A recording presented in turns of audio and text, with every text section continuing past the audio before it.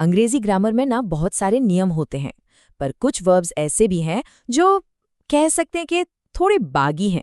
ये नियमों को अपने हिसाब से मोड़ लेते हैं। इन्हीं को कहते हैं सेमी मोडल वर्ब्स। तो आज हम इन्हीं दिलचस्प किरदारों की कहानी समझेंगे और देखेंगे कि ये भाषा को और ज्यादा एक्सप्रेसिव कैसे बनाते हैं। तो देखिए हम क्या करने वाले हैं। सबसे पहले हम मॉडल वर्ब्स के पक्के नियमों को समझेंगे।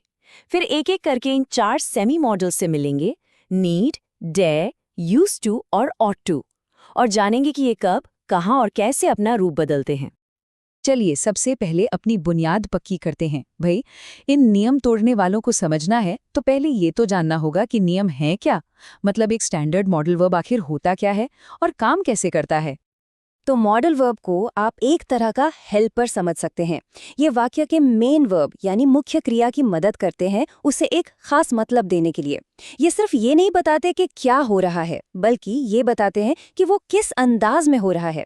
जैसे कोई काम जरूरी है या मुमकिन है या शायद उसकी इजाजत है।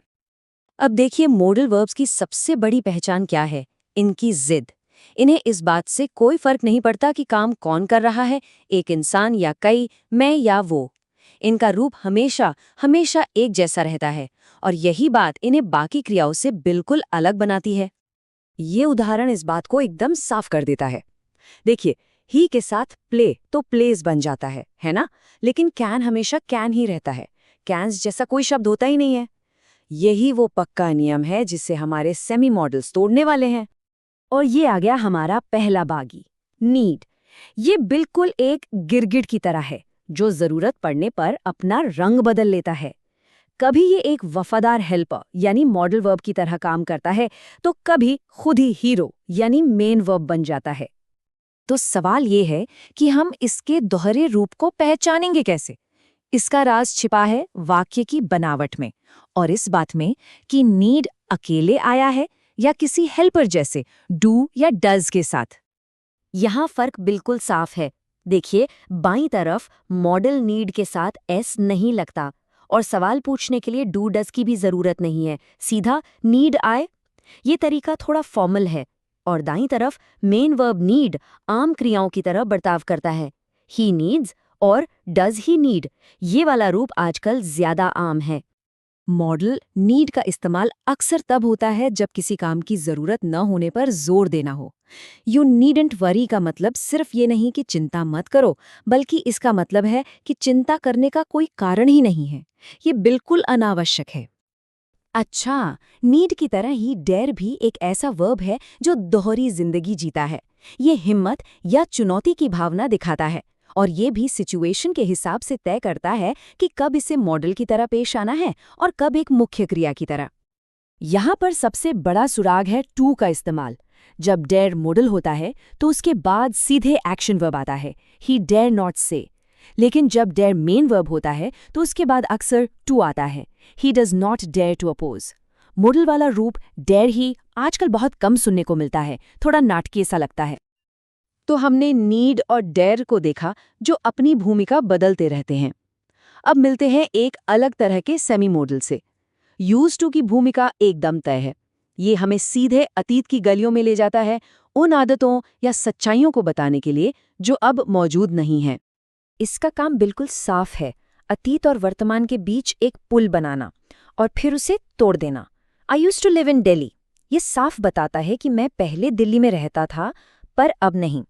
मतलब वो आदत या स्थिति अब पूरी तरह से खत्म हो चुकी है।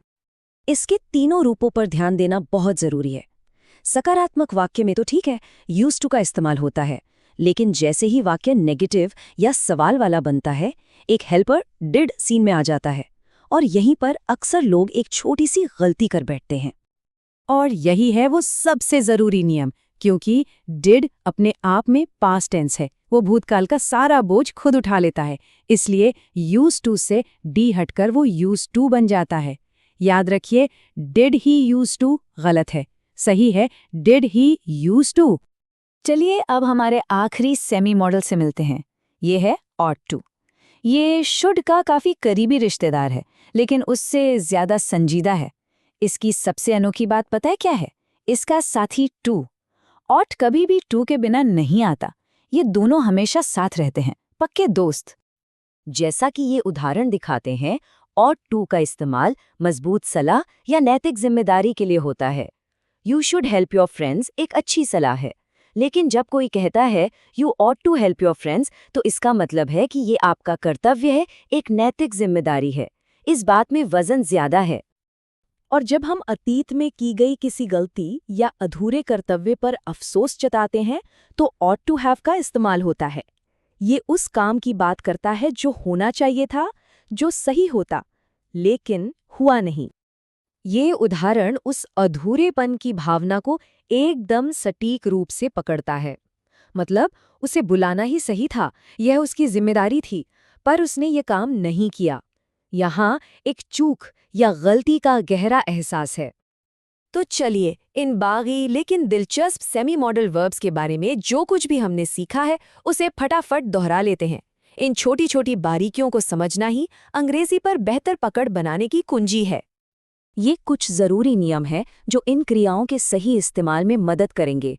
इन्हें ध्यान में रखने से बातचीत और लिखने में ज्यादा स्पष्टता और सटीकता आती है और आम गलतियों से भी बचा जा सकता है। तो ये सेमी मॉडल्स हमें क्या दिखाते हैं? ये दिखाते हैं कि भाषा सिर्फ नियमों का एक कठोर ढांचा नहीं है, ये एक जिंदा, सांस लेती हुई चीज है।